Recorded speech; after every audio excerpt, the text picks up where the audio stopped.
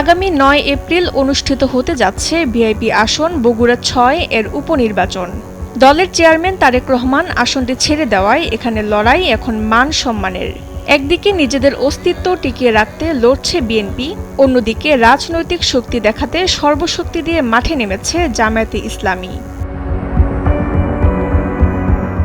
একসময় আসনটি ছিল শুধুই বেগম খালেদা জিয়ার। ১৯৯১ থেকে ২০০৮ পর্যন্ত টানা ৪ বার তিনি বিপুল ভোটে জিতেছেন। কিন্তু গত ১২ ফেব্রুয়ারির নির্বাচনে চিত্রটা পাল্টে যায়। তারেক রহমান জিতলেও জামায়াত প্রার্থী আবিদুর রহমান সোহেল প্রায় ৯৭,৬২৬ ভোট পেয়ে সবাইকে চমকে দেন।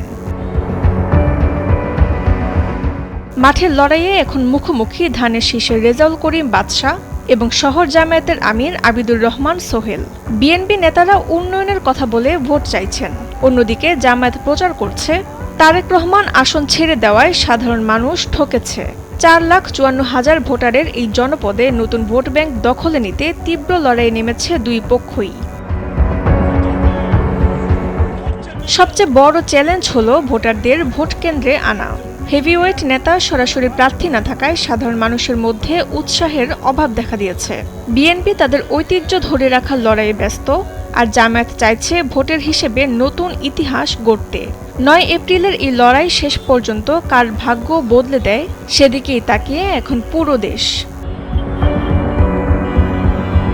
তাসনিম হোসেন লিয়া, সময়ের আলো।